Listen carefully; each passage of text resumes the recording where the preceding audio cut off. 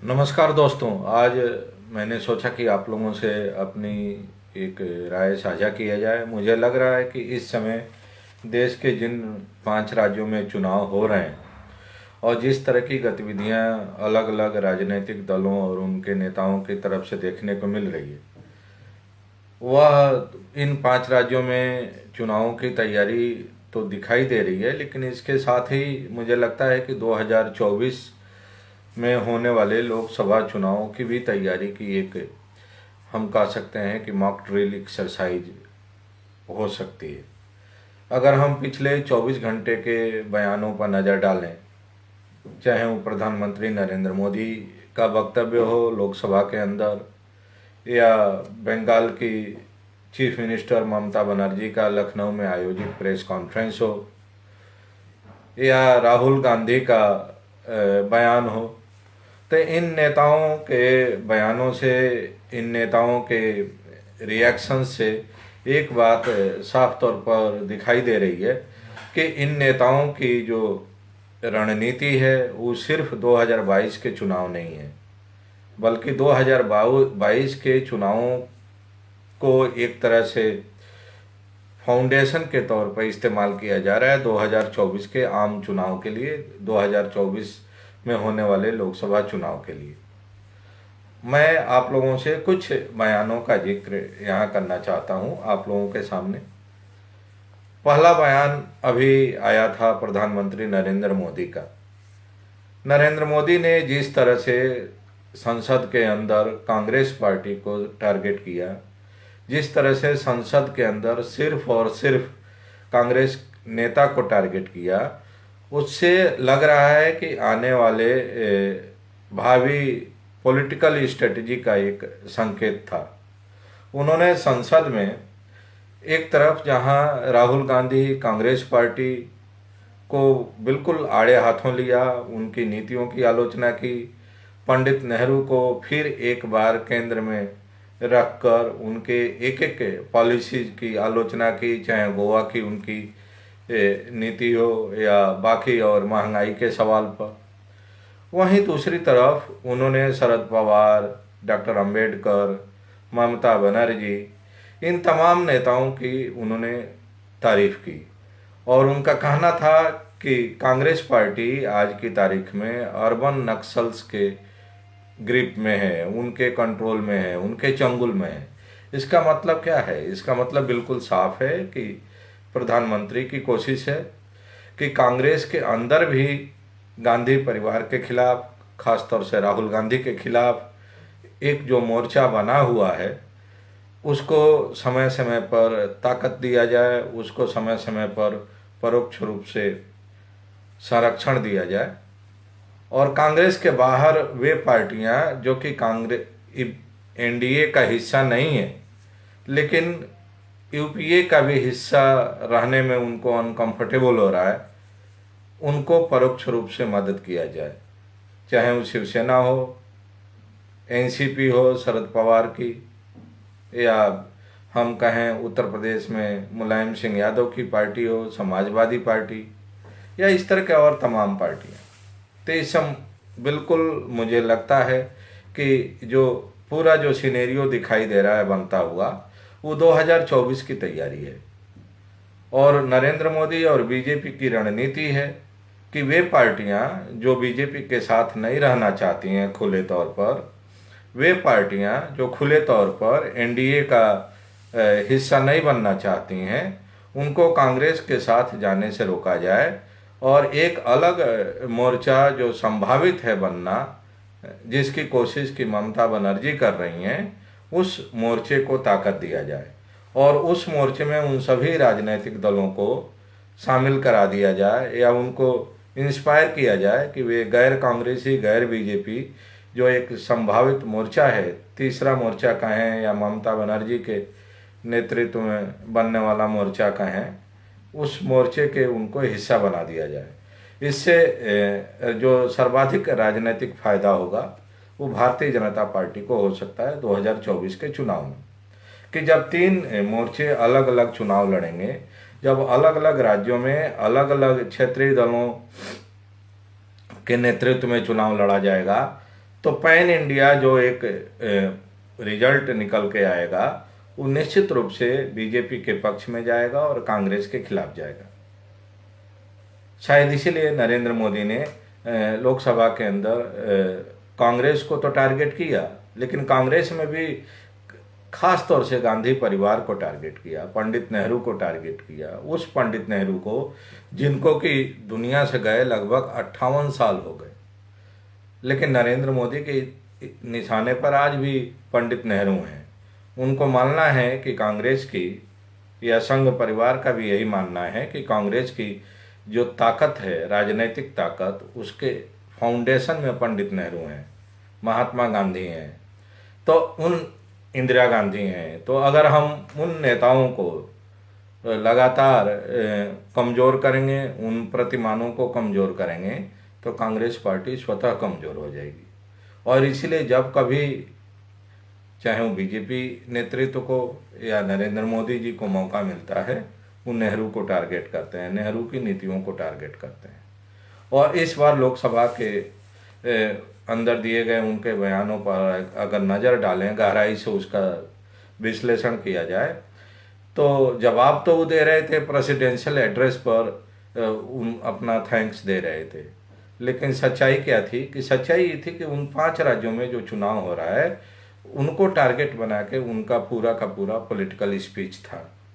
गोवा में इस समय चुनाव हो रहा है और माना जा रहा है कि गोवा में बीजेपी की स्थिति बहुत अच्छी नहीं है। कहा यह भी जा रहा है कि पिछली बार भी गोवा में बीजेपी को वहाँ की जनता ने रिजेक्ट कर दिया था। बीजेपी ने तो जोड़ तोड़ करके, खरीद फरोख्त करके वहाँ अपनी सरकार बनाई और 5 साल चलाई, और एक बार फिर लग रहा है कि गोवा की जनता बीजेपी के सरकार को लेके, बीजेपी को लेके नाराज है। तो शायद इस बार भी बीजेपी को उस तरह की अपेक्षित सफलता गोवा में न मिले, और बीजेपी को इस बार भी ठीक वैसे ही हथकंडा अपनाना पड़े जैसे पिछली बार विधानसभा चुनाव में हारने के बाद बीजेपी ने अपनाया था। तो गोवा के मद्देनज़र जिस तरह से उन्होंने गोवा मुक्ति संग्राम की बात की, गोवा मुक्ति संग्राम में जिस तरह से उन्होंने लोहिया से लेके तमाम उन समाजवादियों की तो तारीफ की, लेकिन नेहरू की नीतियों की आलोचना की। उन्होंने कहा कि जिस समय गोवा की जनता, गोवा मुक्ति आंदोलन के लोग, गोवा स्वतंत्रता आंदोलन के लोग संघर्ष कर रहे थे गोवा को आज़ादी दिलाने में, उस समय पंडित नेहरू ने गोवा की जनता का साथ नहीं दिया, गोवा मुक्ति आंदोलन के नेताओं का साथ नहीं दिया, बल्कि गोवा मुक्ति आंदोलन और गोवा की जनता के संघर्ष का मजाक उड़ाया। तो ये मतलब बिल्कुल साफ था। नरेंद्र मोदी की कोशिश थी कि गोवा की जनता में एक बार फिर कांग्रेस के प्रति, पंडित नेहरू के प्रति वो जो दबा हुआ आक्रोश है उसको फिर से कुरोदा जाए, उसको फिर से ताज़ा किया जाए, और उसका राजनीतिक फायदा इस समय जो वहाँ विधानसभा का चुनाव हो रहा है उसमें भारतीय जनता पार्टी को दिलाई जाए।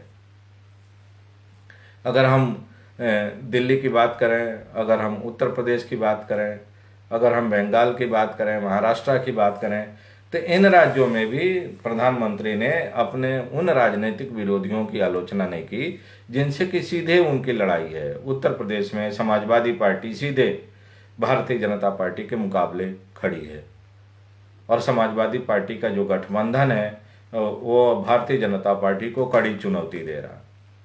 बिहार में अगर हम बात करें तो आरजेडी बीजेपी के मुकाबले एकदम बराबरी के उसमें टक्कर में खड़ी है। महाराष्ट्र में हम सब देख रहे हैं कि वहाँ अघाड़ी मोर्चा की सरकार है जिसमें कि शिवसेना, कांग्रेस और एनसीपी तीनों शामिल हैं। बावजूद इसके नरेंद्र मोदी के निशाने पर, नरेंद्र मोदी की आलोचना के केंद्र में गांधी परिवार रहा, पंडित नेहरू रहे और इंदिरा गांधी रहीं, और इसलिए उन्होंने उन्हीं लोगों को केंद्र बना के अपना राजनीतिक हमला जारी रखा है। दूसरा महत्वपूर्ण बयान आया है ममता बनर्जी का। ममता बनर्जी ने कल जिस तरह से लखनऊ में बयान दिया था 2 दिन पहले, उन बयानों को अगर ठीक से देखा जाए तो उन्होंने नाम तो नहीं लिया, लेकिन उन्होंने तीनों की आलोचना की। मायावती की भी आलोचना की, ओवैसी की भी आलोचना की, और प्रियंका और राहुल की भी आलोचना की। ममता बनर्जी का कहना था कि उत्तर प्रदेश में असली लड़ाई में समाजवादी पार्टी है, समाजवादी पार्टी का गठबंधन है, और इसलिए उन्होंने उत्तर प्रदेश की जनता से अपील की कि वोट काटने वाले लोगों से सावधान रहिए, वोट को बर्बाद कराने वाले लोगों से सावधान रहिए और बीजेपी को हराइए। और बीजेपी को हराने के लिए ज़रूरी है कि समाजवादी पार्टी के नेतृत्व में जो गठबंधन बना है उसको सपोर्ट करिए। उन्होंने कहा कि चुनाव जब आता है तो कुछ लोग हैदराबाद से चलते हैं, कुछ लोग दिल्ली से चलते हैं, और कुछ लोग अपने घरों में बैठ के सिर्फ ट्वीट और फेसबुक के जरिए लड़ाई लड़ने का दिखावा करते हैं। जबकि सच्चाई ये है कि ग्राउंड लेवल पर अगर कोई लड़ता है जनता के दुखों को लेके, जनता के हितों के लिए, तो समाजवादी पार्टी लड़ती हुई दिखाई दे रही है। तो इसलिए उनका कहना है कि ऐसे संगठनों के नेताओं से, चाहे वो ओवैसी हों, कांग्रेस के नेता हों या मायावती हों, इनसे उत्तर प्रदेश की जनता को सतर्क रहना चाहिए और मौजूदा हालात को देखते हुए उत्तर प्रदेश की जनता को समाजवादी पार्टी को चुनाव में समर्थन देना चाहिए, जिससे कि बीजेपी को सत्ता से हटाया जा सके। बीजेपी को सत्ता से हटाकर जो आम जनता की समस्याएं हैं, जो गांव, गरीब, किसान, बेरोजगार, नौजवान, इनके जो मूलभूत समस्याएं हैं, उनके समाधान के लिए काम किया जाए। एक और दिलचस्प चीज़ देखने को मिली कि एक दिन पहले बीजेपी और समाजवादी पार्टी दोनों दलों का घोषणा पत्र अब आ गया है।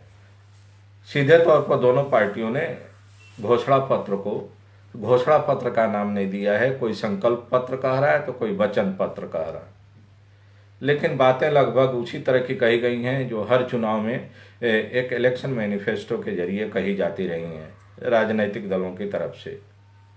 बीजेपी ने एक बार फिर उस प्रखर राष्ट्रवाद, एग्रेसिव हिंदुत्व की ओर इशारा किया है। बीजेपी के घोषणा पत्र में जिस तरह से एक बार फिर राम की बात कही गई है, शिव की बात कही गई है, काशी, मथुरा, अयोध्या की बात कही गई है, उससे लग रहा है कि बीजेपी को अभी भी लगता है कि बीजेपी के डेवलपमेंट के एजेंडे को उत्तर प्रदेश की जनता शायद उतना पसंद न करे। उत्तर प्रदेश की जनता शायद बीजेपी के डेवलपमेंट के एजेंडा से प्रभावित होकर वोट न दे। इसलिए बीजेपी और बीजेपी का शीर्ष नेतृत्व बार बार उसी सांप्रदायिक ध्रुवीकरण के एजेंडा को आगे बढ़ाना चाह रहा है। उसी राम, कृष्ण, शिव के नाम पर अपना पॉलिटिकल एजेंडा आगे ले जाना चाहता है। आखिर किसने रोका था? पिछले 5 साल से उत्तर प्रदेश में बीजेपी की सरकार थी। अब कहा जा रहा है कि राम के नाम पर एक विश्वविद्यालय बनाएगा, राम के चरित्र पर शोध किया जाएगा। तो इतने साल से किसने रोका था? डायरेक्टली इनडायरेक्टली 92 से लेके अब तक बीजेपी की एक बार नहीं कई बार उत्तर प्रदेश में सरकार बन चुकी है। कभी मायावती के साथ साझे की सरकार बनी है तो कभी सीधे अपने दम पर बहुमत की सरकार बनी है, लेकिन वह एजेंडा सिर्फ चुनाव में ही ज़्यादा प्रखर रूप से क्यों दिखाई देता है? सवाल यही है महत्वपूर्ण सबसे ज़्यादा, और जिस पर कि विचार करने की ज़रूरत है कि जब चुनाव आता है तभी इन दलों को इस तरह के इशूज क्यों दिखाई देते हैं, इस तरह के इशूज पर क्यों ये राजनीतिक दल ज़्यादा हैमर करते हैं। तो मुझे तो लग रहा है कि इस बार का जो चुनाव हो रहा है 2022 का, वो 2024 का एक तरह से हम कहें तो सेमीफाइनल है। और 2022 के चुनाव में जो मैंडेट आएगा वो एक तरह से इंडिकेटर होगा 2024 के पॉलिटिकल सिनेरियो के लिए, पॉलिटिकल एजेंडा के लिए, और 2024 में जो पार्टियां चुनाव लड़ेंगी उनके लिए।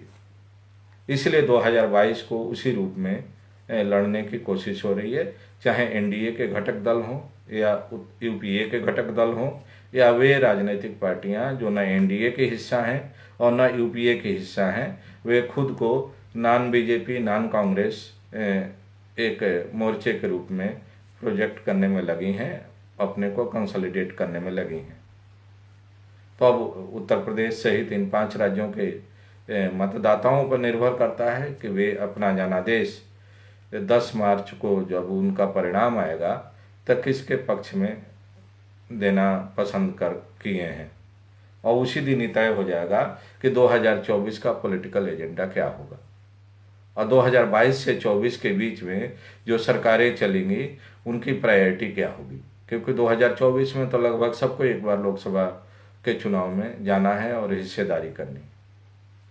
मैंने सोचा कि आप लोगों के सामने अपनी राय साझा किया जाए, क्योंकि अलग अलग तरीके से तो ये जानकारी पब्लिक डोमेन में है। हम सब ने देखा है कि दोनों पार्टियों का मैनिफेस्टो आ गया है, बीजेपी का भी और समाजवादी पार्टी का। पंजाब में अगर बात करें तो कांग्रेस और आम आदमी पार्टी सीधे तौर पर आमने सामने दिखाई दे रही है। वहाँ भी लगभग उन लोगों का पॉलिटिकल एजेंडा बिल्कुल साफ है। गोवा में भी पॉलिटिकल एजेंडा साफ है। चुनाव के ठीक पहले लग रहा था कि टीएमसी गोवा में कोई अपनी पहचान बना पाएगी, लेकिन चुनाव की घोषणा के साथ ही टीएमसी गोवा की राजनीति में अभी तो पूरी तरह से इर्रेलिवेंट दिखाई दे रही है। और वहाँ जो मुकाबला है वो आम आदमी पार्टी, कांग्रेस और बीजेपी में ही दिखाई दे रहा है। उत्तराखंड में सीधी लड़ाई है कांग्रेस और बीजेपी में, और आम आदमी पार्टी वहाँ अपनी पहचान बनाने में लगी है। तो इस तरह के तमाम राज्य हैं जिनमें कि अलग अलग पॉलिटिकल इक्वेशन और पॉलिटिकल सिनेरियो दिखाई दे रहा है।